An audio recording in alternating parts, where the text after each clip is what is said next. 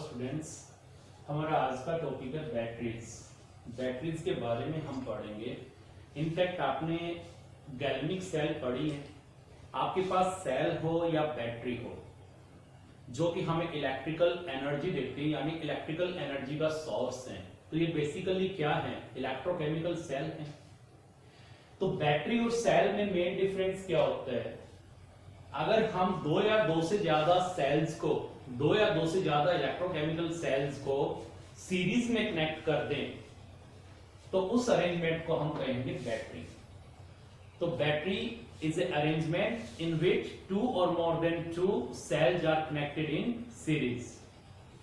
अब देखिए, आपने गैल्वेनिक सेल में पढ़ा था कि आपके पास इनडायरेक्ट रिडॉक्स रिएक्शन होती है। ऑब्वियसली जो भी सेल या बैटरी आपको यहां पर इलेक्ट्रिकल एनर्जी प्रोवाइड करेगी, उसके अंदर जो रिएक्शंस होंगी वो इनडायरेक्ट रिडॉक्स रिएक्शंस वहां पर होंगी, और जो रिडॉक्स रिएक्शन होंगी उन्हीं की वजह से केमिकल एनर्जी इलेक्ट्रिकल एनर्जी में कन्वर्ट होगी।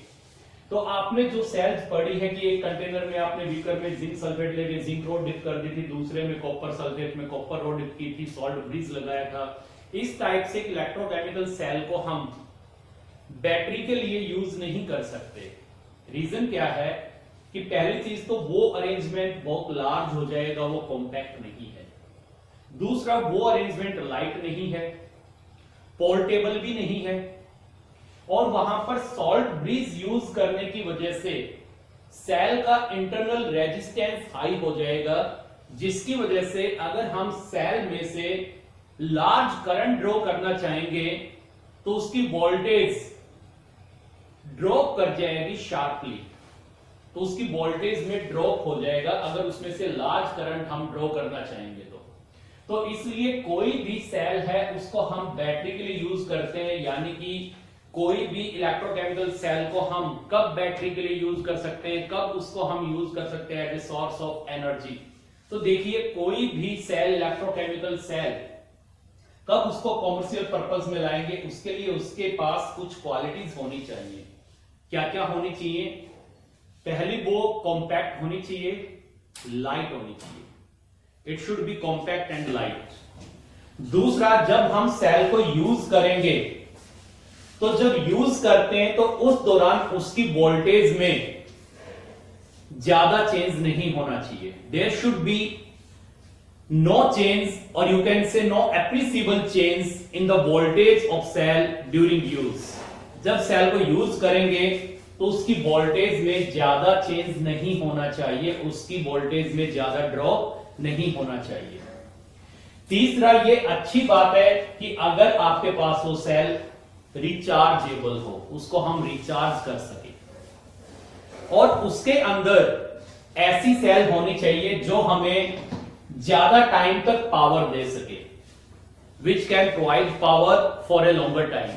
तो ये वाली क्वालिटीज होनी चाहिए एक सेल के अंदर जब उसको हम कॉमर्शियल पर्पस के लिए यूज करें।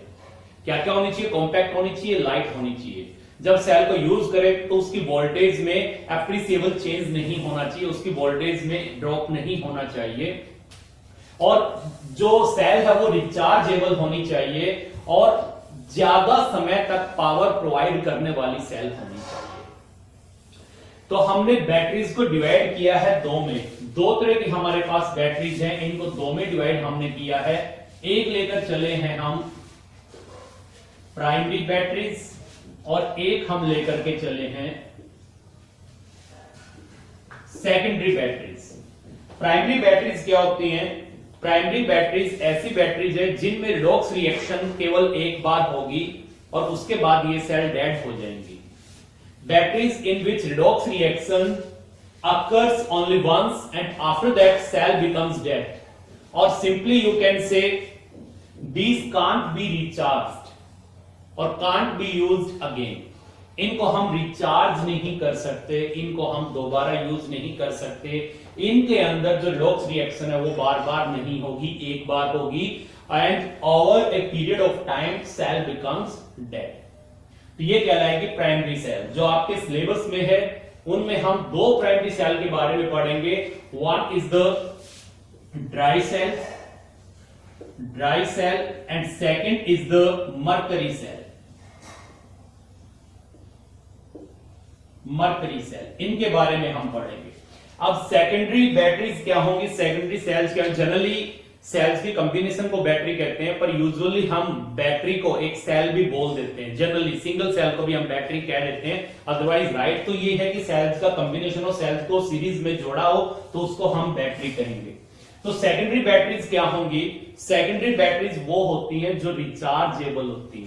These can be recharge in these redox reaction occurs over and again, इनमें बार बार रिडॉक्स रिएक्शन होती है और ये रिचार्जेबल होती हैं। जैसे आप देखते हैं आपके मोबाइल की बैटरी डिस्चार्ज हो जाती है, आप उसको रिचार्ज करते हैं। आपके घरों में इन्वर्टर लगा होता है, उसमें बैटरीज होती हैं, उसको आप डिस्चार्ज होने पे रिचार्ज करते हैं। आपकी गाड़ी में बैटरी होती है, डिस्चार्ज होते हैं, उसको रिचार्ज कर लेते हैं। लेकिन आप देखते हैं कि आपकी रिस्ट वॉच के अंदर जो बैटरी होती है, जो सेल होता है, उसको आप रिचार्ज नहीं करते, वो डेड हो जाता है तो उसको आप थ्रो कर देते हैं, फेंक देते हैं उसको, आपको रिचार्ज नहीं होता। इसी तरह आपके पास क्लॉक है, ट्रांजिस्टर है, उनमें जो आप सेल यूज करते हैं उसको रिचार्ज नहीं करते। तो जो रिचार्ज नहीं होंगे वो प्राइमरी हो जाएंगे, और जिनको हम रिचार्ज कर सकते हैं, रिचार्जेबल होंगी, जिनमें रिडॉक्स रिएक्शन बार बार होगी, वो सेकेंडरी बैटरीज हो जाएंगे। तो इनको वन बाय वन हम पढ़ते हैं। यहां पर सेकेंडरी बैटरीज में आपके सिलेबस में है लेड स्टोरेज बैटरी, जो आप घरों में यूज करते हैं, इन्वर्टर वगैरह में, या आपकी कार वगैरह में, ऑटोमोबाइल्स वगैरह में हम यूज करते हैं। सेकेंडरी बैटरीज पढ़ेंगे, secondary battery lead storage battery और निकल कैडमियम बैटरी, जिसको निकैड बैटरी भी बोलते हैं, उनके बारे में पढ़ेंगे। तो टोटल यहां पर हम डिस्कस करेंगे 4 सेल्स के बारे में, 2 प्राइमरी और 2 सेकेंडरी, जो आपके सिलेबस में है। प्राइमरी सेल में कौन सी पढ़ेंगे, dry cell and mercury cell, और सेकेंडरी सेल में कौन सी पढ़ेंगे, lead storage battery and nickel cadmium battery, इनके बारे में पढ़ेंगे। तो फर्स्ट हम लेकर के चलते हैं प्राइमरी सेल, और प्राइमरी सेल में हम लेके चलते हैं ड्राई सेल। तो पहले हम ड्राई सेल के बारे में पढ़ेंगे। Dry cell is a compact form of Leclanche cell. जो ड्राई सेल है, dry cell it's a compact form of Laclanchi cell.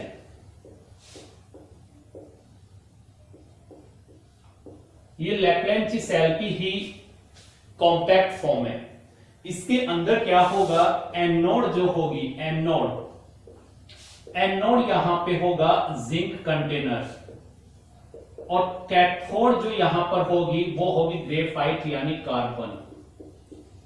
और इसके अंदर जो इलेक्ट्रोलाइट यूज किया जाएगा, इलेक्ट्रोलाइट जो यूज किया जाएगा वो किया जाएगा paste of ammonium chloride and zinc chloride. Anode का काम कौन करेगा, जिंक कंटेनर, कैथोड क्या होगी, कार्बन रॉड, और इलेक्ट्रोलाइट क्या होगा, अमोनियम क्लोराइड और जिंक क्लोराइड। इनफैक्ट इसकी जो कंस्ट्रक्शन अगर हम देखते हैं तो क्या होता है, इसमें एक जिंक कंटेनर होगा, ये सपोज जिंक कंटेनर है। इस जिंक कंटेनर के सेंटर में एक कार्बन ग्रेफाइट रोड इंसर्ट करते हैं, इसके सेंटर में एक ग्रेफाइट रोड है। सेंटर में ग्रेफाइट रोड इसके होगी, ध्यान रहे ये कंटेनर के बेस को टच नहीं करेगी। और जो ग्रेफाइट रोड है ये सराउंड होगी पाउडर्ड कार्बन और मैग्नीज डाइऑक्साइड से।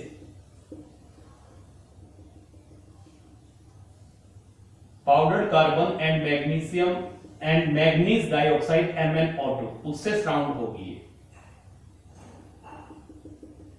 ये जो यहां ग्रीन से मैंने दिखाया है ये हो जाएगा। और यहां पर लगा होगा एक पोरस पेपर, ये पोरस पेपर होगा जिसको हम पोरस सेपरेटर भी कह सकते हैं, जो कैथोड को एनोड से सेपरेट करेगा। ये एक यहां पर पोरस सेपरेटर लगा होता है, और इसके अंदर जो ग्रीन से दिखाया है ये होगा पाउडर्ड कार्बन एंड MnO2। और जो जिंक कंटेनर है इसके कांटेक्ट में रहेगा ये paste of ammonium chloride and zinc chloride, इसके कांटेक्ट में यहां पे ये रहेगा।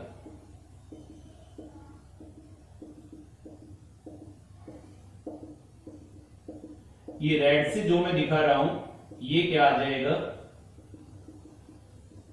ये आ जाएगा paste of ammonium chloride and zinc chloride. Ammonium chloride अकेला भी यूज किया गया था, लेकिन बाद में अमोनियम के लिए जिंक क्लोराइड का मिक्सर इसमें यूज किया गया। और यहां पर क्या करते हैं, इसकी यहां जो आपके पास इलेक्ट्रोड है ये ग्रेफाइट वाली कैथोड, इसके यहां पर ऊपर एक मेटल कैप लगा देते हैं, यहां पर एक मेटल कैप लगा देते हैं। और जो आपके पास सिलेंडर है इसके यहां पर एक पिच सील लगा देते हैं, इसको पिच सील बोलते हैं। ये पिच जो बनी होती है, सील बनी होती है, जनरली वैक्स और रेजिन का मिक्सर हो सकता है, प्लास्टिक हो सकता है, ये इसमें लेंगे। और ये आपके पास कैथोड पे क्या लगी, इसके ऊपर मेटल कैप लगी हुई है, इसके ऊपर यहां पर एक मेटल कैप लगा देते हैं। ये मेटल कैप है। आपने सेल को देखा होगा ना, जो आप क्लॉक में डालते हैं, ट्रांजिस्टर में डालते हैं, ये वही सेल है, ये वही सेल है। तो यहां पर जो इसकी बॉटम है वहां पर आपने देखा होगा माइनस साइन लगा होता है, और जो टॉप है वहां प्लस साइन लगा होता है। जहां माइनस लगा है वो क्या है, एनोड, और माइनस साइन जिसपे लगा है एनोड है, क्योंकि जो जिंक कंटेनर है वो एनोड का काम करेगा। और यहाँ मेटल कैप लगा दी, तो जो ये इलेक्ट्रोड है आपके पास, ये इलेक्ट्रोड किसका काम करेगी, इसके ऊपर हमने क्या लगा रखी है, एक मेटल कैप लगा रखी है। आप देखते भी होंगे कि सेल के ऊपर एक मेटल कैप लगी होती है, तो ये यहां पर एक्ट करेगी एज ए कैथोड। ये इसके अंदर है कार्बन रोड, जो ब्लैक से दिखाई है ये कार्बन रोड है, और यहां पर ग्रीन से जो दिखाया ये क्या है, पाउडर्ड कार्बन एंड MnO2। और जो रेड से दिखाया यहां पर ये क्या है, paste of ammonium chloride and zinc chloride. और ये क्या है आपके पास, जिंक कंटेनर। ये यहां पर लगाई ग्रीन से दिखाई है पिच सील, इसको आप पिच सील कह सकते हैं, ये है पिच सील। और ये यहां पर मेटल कैप लगाई है ऊपर, इसको मेटल कैप कह सकते हैं। पिच सील क्या करती है, पिच सील यहां से हम ये कह सकते हैं कि इलेक्ट्रोलाइट की जो एवापोरेशन उसको रोकती है, इलेक्ट्रोलाइट को बाहर जाने से रोकती है। और दूसरा ये भी है कि पिच सील जो है यहां ऑक्सीजन को अंदर नहीं आने देती सेल में, नहीं तो जिंक के साथ क्या हो जाएगी, उसकी रिएक्शन होगी, जिंक को ऑक्सीडाइज कर देगा। तो पिच सील ये काम करती है यहां पर। इसके बावजूद क्या है इसके अंदर, अगर हम जिक्र करते हैं सेल रिएक्शन का, तो इसमें सेल रिएक्शन देखिए क्या होगी। सेल रिएक्शन लेकर के चलते हैं, एनोड पे क्या होगी और कैथोड पे क्या होगी। एनोड पे देखिए क्या रिएक्शंस हो जाएगी। एनोड कौन काम कर रहा है, एनोड का जिंक कंटेनर, तो जिंक का यहां पर क्या हो जाएगा, oxidation, zinc converted into zinc 2 positive after losing 2 electron. और कैथोड पे क्या रिएक्शन होगी, कैथोड पे रिएक्शन क्या होगी, कैथोड पे अगर हम कहें तो जो अमोनियम क्लोराइड है, यानी अमोनियम आप कह सकते हैं, मैंने अमोनियम आयन लिया, यहां ऑब्वियसली क्लोराइड आयन इसके साथ ही रहेंगे। After having these 2 electrons converted into ammonia plus H2, और अगर यहां पर Cl नेगेटिव आयन दिखाएंगे तो Cl नेगेटिव यहां भी आ जाएंगे। अब जो हाइड्रोजन है इसको कौन लेगा, MnO2। MnO2 इस हाइड्रोजन के साथ रिएक्ट करेगा और क्या बना देगा, Mn2O3 प्लस H2, ये बना देगा। अगर यहां से ओवरऑल रिएक्शन हम लिखे कैथोड के लिए, तो ओवरऑल रिएक्शन क्या आ जाएगी, ये H2 से H2 कैंसिल हो जाएगा, ओवरऑल रिएक्शन होगी यहां पर NH4 positive 2 plus 2 MnO2, and after reaction 2 NH3 plus Mn2O3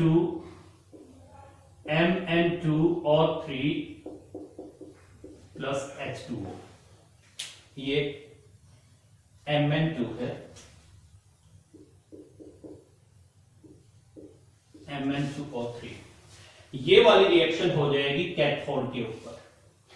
अब देखिए यहां पर जो हमने कार्बन इलेक्ट्रोड लिए एज ए कैथोड, ये इलेक्ट्रोड प्रैक्टिकली यहां पर ली है, अदरवाइज सेल रिएक्शन में कैथोड का काम कौन कर रहा है? MnO2 मैग्नीज डाइऑक्साइड जो है ये कैथोड का काम कर रहा है। Here carbon electrode is only practical cathode, but in cell reaction MnO2 acts as cathode.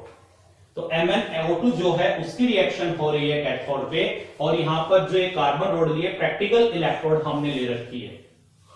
तो यहां पर क्या बताया हमने? कंस्ट्रक्शन में एक जिंक कंटेनर होगा, उसके सेंटर में क्या डाल दी? Graphite road. ग्रेफाइट के चारों तरफ क्या है? कार्बन और MnO2। अब MnO2 और कार्बन जो इसका फंक्शन क्या है? MnO2 और कार्बन, पाउडर्ड कार्बन और MnO2 क्या करते हैं? Carbon powdered and MnO2 prevent the formation of hydrogen gas at cathode. They prevent the formation of hydrogen gas at cathode. अगर हाइड्रोजन गैस बनेगी तो वो सेल की नॉर्मल फंक्शनिंग में इन्वॉल्व हो जाएगी और सेल को नॉर्मली फंक्शन नहीं करने देगी। तो ये क्या करते हैं? कैथोड पे हाइड्रोजन गैस की प्रिवेंशन, हाइड्रोजन गैस की फॉर्मेशन को प्रिवेंट करते हैं। ये MnO2 और कार्बन का फंक्शन आ जाएगा। अब यहां पर जो जिंक कंटेनर है वो किसके कांटेक्ट में है? अमोनियम क्लोराइड और जिंक क्लोराइड के। और जो कैथोड है कार्बन रोड, ये किसके कांटेक्ट में है? MnO2 और कार्बन के। और हमने कैथोड और एनोड को सेपरेट किया हुआ है किससे? पोरस पेपर से। ये यहां पर पोरस पेपर लिया हो, पोरस सेपरेटर यू कैन से। ये क्या करते हैं? दो इलेक्ट्रोड्स को सेपरेट करते हैं। सही है। तो यहां पर कार्बन रोड के कांटेक्ट में कौन है? ये किससे गिरी हुई है? सराउंड, ये इसको किसने सराउंड किया हुआ है? MnO2 प्लस कार्बन ने। और जो जिंक कंटेनर इसके कांटेक्ट में क्या है? Ammonium chloride and zinc chloride. Anode पे क्या रिएक्शन होगी? जिंक ऑक्सीडाइज हो जाएगा जिंक आयन में। और कैथोड पे क्या होगा? कैथोड पे अगर हम ध्यान से देखते हैं तो इधर देखिए जो आपके पास MnO2 है, इसमें यहां Mn की ऑक्सीजन स्टेट कितनी है? +4। और यहां कितनी आ गई? +3। तो अगर हम देखते हैं तो यहां पर ये MnO2 से Mn2O3 में गया है, यानी +4 से +3 में गया है। तो यहां पर जो मैग्नीज ऑक्साइड है उसका क्या हो गया? मैग्नीज डाइऑक्साइड का रिडक्शन हो गया। तो ये सेल रिएक्शन हो जाएगी। अब इसमें ये भी देखिए, यहां पर ये अमोनिया गैस बनी है, तो ये अमोनिया गैस इस सेल में से लिबरेट नहीं होगी, बल्कि क्या करेगी? ये अमोनिया जो है ये जिंक आयंस, और मैंने बताया था अमोनियम क्लोराइड है, क्लोराइड स्पेक्ट्रेट्राइन ले लिए मैंने। तो यहां पर जिंक आयन और क्लोराइड आयन के साथ मिलकर अमोनिया अपना एक कॉम्प्लेक्स बना लेगी इसके अंदर। और वो कॉम्प्लेक्स कौन सा बन जाएगा? ये वाला कॉम्प्लेक्स बन जाएगा ZnNS3 twice Cl2, और इसका नाम हो जाएगा डाइअमीन जिंक। और रोमन में ब्रैकेट में हम 2 लिखेंगे जिंक की ऑक्सीजन स्टेट, और बाहर लिखेंगे क्लोराइड। ये वाला कॉम्प्लेक्स बन जाएगा। अमोनिया यहां से एज ए गैस नहीं निकलेगी, सॉरी, NS3 ट्वाइस, ये NS3 और ये हो जाएगा ट्वाइस डाइअमीन, ये बन जाएगा डाइअमीन जिंक। इसका अगर नाम लिखे तो क्या आ जाएगा? डाइअमीन जिंक, ब्रैकेट में रोमन में इसकी ऑक्सीजन स्टेट क्लोराइड। अब ये नाम कैसे आया है ये आपको जो कोऑर्डिनेशन केमिस्ट्री करवाएंगे वहां पर बताएंगे। ये कॉम्प्लेक्स बन गया, इस कॉम्प्लेक्स का नाम ये आ जाएगा। तो यहां से अमोनिया लिबरेट नहीं होगी, बल्कि क्या करेगी? जिंक आयन और क्लोराइड आयन के साथ कॉम्प्लेक्स बना लेगी। अब ये जो सेल है, इस सेल की लाइफ ज्यादा नहीं होती। रीजन, यहां पर जो ये अमोनियम क्लोराइड है, अमोनियम क्लोराइड का नेचर एसिडिक होता है, और एसिडिक नेचर होने की वजह से क्या करेगा? ये सेल को कोरोड करेगा, जिंक कंटेनर को कोरोड्स कर देगा, और जिंक कंटेनर में होल हो जाएंगे। कई बार आपने देखा होगा कि जब हम ट्रांजिस्टर वगैरह यूज करते हैं उसमें हम ये सेल डालते हैं और उसको हम एज इट इज रख देते हैं, और कई दिनों बाद हम खोलते हैं तो अंदर से वो चिपचिपा मिलता है हमें, यानी कि लीकेज हो जाती है। जिंक कंटेनर जो है वो रप्चर हो जाता है और लीकेज हो जाती है। और जिंक कंटेनर, वैसे भी जिंक का क्या हो रहा है? ऑक्सीडेशन। तो जिंक कंटेनर यहां पर कंज्यूम हो रहा है और सेल में लीकेज हो जाएगी। और दूसरा, अमोनियम क्लोराइड जो है ये एसिडिक नेचर है, सेल को कोरोड्स कर देगा। तो जब भी हम मार्केट में ये सेल लेने जाएं तो इनकी मैन्युफैक्चर डेट जरूर देखनी चाहिए। ये यूज में नहीं होंगे तो ये रखे हुए भी खराब हो जाते हैं। तो इसलिए इनकी मैन्युफैक्चर डेट जरूर हमें देखनी चाहिए और ज्यादा पुराने सेल हमें नहीं खरीदने चाहिए। सेल यूज में नहीं होगा तो भी ये खराब हो जाते हैं, इनमें लीकेज हो जाती है। आजकल तो खैर लीकेज प्रूफ सेल बनाने लगे हैं, जैसे जिंक कंटेनर है, इसके बाहर जनरली आप सेल देखते हो तो यहाँ कार्डबोर्ड लगा होता है, इसके बाहर कार्डबोर्ड है, जो मैंने दिखाया नहीं है वैसे कार्डबोर्ड इसके बाहर होता है। आपने कभी ट्रांजिस्टर में से या क्लॉक में से सेल को निकाल के तोड़ा हो?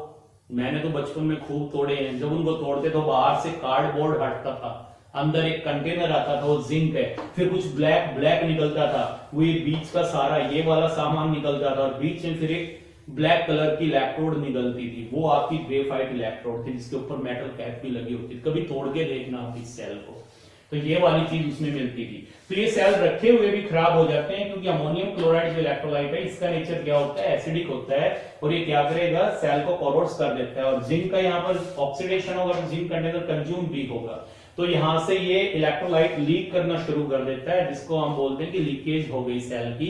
तो इनको लीकेज प्रूफ बनाने के लिए आजकल क्या करते हैं, जिंक के बाहर दूसरे मेटल की कवरिंग लगा देते हैं, एल्यूमिनियम वगैरह की कवरिंग आजकल लगा देते हैं इसके अंदर। और ये जो सेल है इसकी जो वोल्टेज होगी वो हमें मिलेगी इसकी 1.25 to 1.50 वोल्ट, ये मिलेगी। तो अब इसमें आपसे कंप्लीट लैक्लेंची यानी ड्राई सेल के बारे में भी पूछ सकते हैं, और जनरली जो होता है इसमें से वो आपके 1 नंबर का क्वेश्चन जनरली आता है, वो ये पूछे कि इसके अंदर एनोड का काम कौन कर रहा है, कैथोड का काम कौन कर रहा है, या ये कहें कि इसमें इलेक्ट्रोलाइट क्या है, या ये कहें कि जिंक कंटेनर किसके कांटेक्ट में, या ये कहें कि जो इलेक्ट्रोड कार्बन वाली वो किसके कांटेक्ट में, या ये कहें MnO2 और C जो कार्बन पाउडर MnO2 ले रहे हैं इसका फंक्शन क्या है, या यहाँ पर ये कहीं ये सेल लीक क्यों हो जाती है, या इस सेल की वोल्ट के बारे में पूछ ले, या इसकी सेल रिएक्शन के बारे में पूछ ले। तो ये इसमें से आपके पास क्वेश्चन जाएंगे। This is all about the dry cell, that is Leclanche cell. It's a form of compact form of Leclanche cell. Leclanche cell जो इसके डिस्कवर थे उसके बेस पे इनका नाम दिया गया है। अब इसके बावजूद नेक्स्ट हम लेकर के चलेंगे इसके अंदर मरकरी सेल। अब हम लेके चलते हैं मरकरी सेल, जिसको हम रबर मैलरी सेल भी बोलते हैं और बटन सेल भी बोलते हैं इसकी शेप की वजह से। अब इस सेल में क्या होगा, एनोड का काम कौन करेगा, ये याद रखना बहुत जरूरी है कि किस सेल में एनोड कौन है, कैथोड कौन है। एनोड होगा यहाँ पर फिर से जिंक कंटेनर, कैथोड क्या होगी यहाँ पे फिर से कार्बन रोड और यू कैन से ग्रेफाइट रोड, और जो इलेक्ट्रोलाइट इसमें होगा, इलेक्ट्रोलाइट वो हम इसके अंदर लेके चलते हैं mixture of potassium hydroxide and mercuric oxide in fact मैं फिर यहां पर यही कहूंगा कि जो ग्रेफाइट इलेक्ट्रोड है प्रैक्टिकल है, बल्कि सेल रिएक्शन में जो कैथोड पे रिड्यूस होगा वो होगा मर्क्यूरिक ऑक्साइड। इसमें क्या होगा, ये आपके पास जिंक कंटेनर है, ये सपोज जिंक कंटेनर है, ये एक्ट करेगा एज ए एनोड, और इसके अंदर इमर्ज होती है ये ग्रेफाइट रोड, ये इसमें ग्रेफाइट रोड है, और यहां पर लेते हैं पोरस सेपरेटर,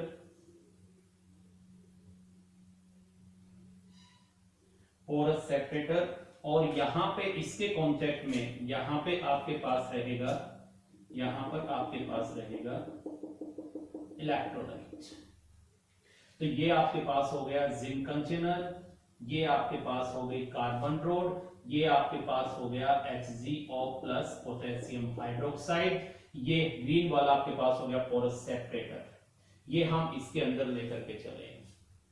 अब देखिए यहां पर सेल रिएक्शन क्या होगी, यहां पर सेल रिएक्शन हो जाएगी, एनोड पे जिंक जो है उसका ऑक्सीडेशन हो जाएगा, तो एनोड और कैथोड की रिएक्शन, एनोड जो है उस पे क्या रिएक्शन होगी, एनोड पे zinc plus OH negative, zinc ions में जाएगा और फिर हाइड्रोक्साइड आयन से रिएक्ट करके क्या बना लेगा अपना हाइड्रोक्साइड, यू कैन से ऑक्साइड प्लस वाटर, तो ये बन जाएगा zinc oxide plus water after losing 2 electron. ये यहां पर आ जाएगा।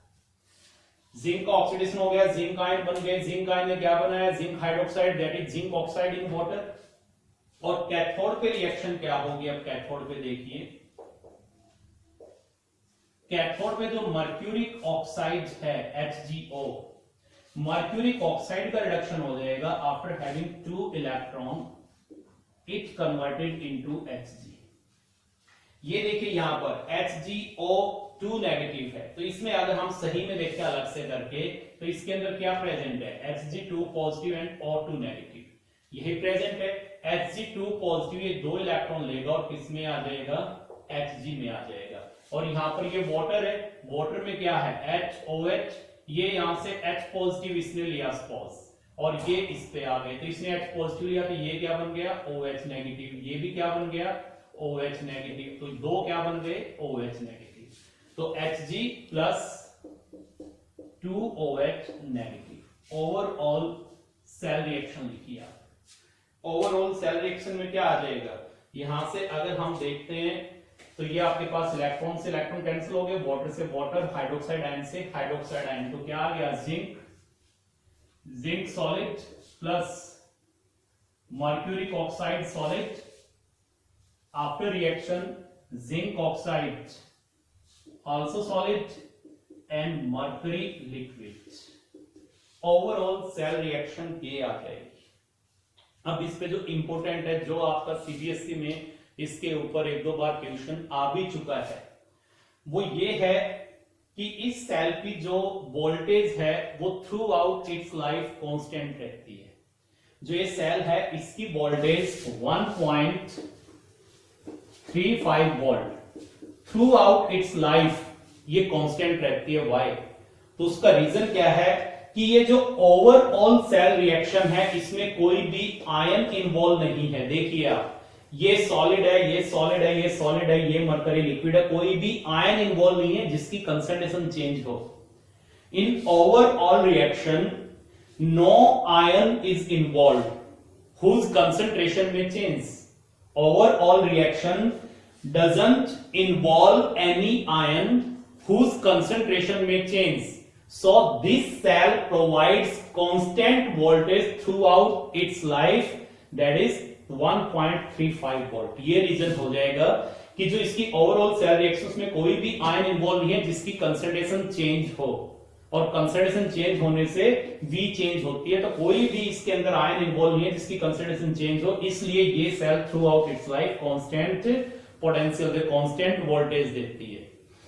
अब इस सेल का एक जो प्रिकॉशन रखना है कि जब ये सेल डेड हो जाए तो स्पेंट सेल जो है उसकी रीप्रोसेसिंग करनी चाहिए मरकरी को रीयूज करने के लिए। मरकरी को ऑब्टेन करने के लिए जो स्पेंट सेल है उसकी रीप्रोसेसिंग करनी चाहिए। ये नहीं कि इस सेल को उठा के ऐसे ही फेंक दें, क्योंकि अगर इस सेल को ऐसे ही हमने फेंक दिया तो मरकरी और उसका कंपाउंड एनवायरमेंट में जाएगा, और एनवायरमेंट में मरकरी और मरकरी के कंपाउंड जो है वो पॉल्यूशन कॉज करते हैं। तो इसलिए जब भी आपके पास मरकरी सेल हो तो उसको फेंकना नहीं चाहिए, बल्कि क्या होनी चाहिए, इसको ऐसी जगह देना चाहिए जहां पर इसकी रीप्रोसेसिंग होके और मरकरी को रिकवर किया जा सके। सही है। आप देखिए यूजेस कहां होंगे प्राइमरी सेल के, आपने पहले वाली पढ़ी थी ड्राई सेल।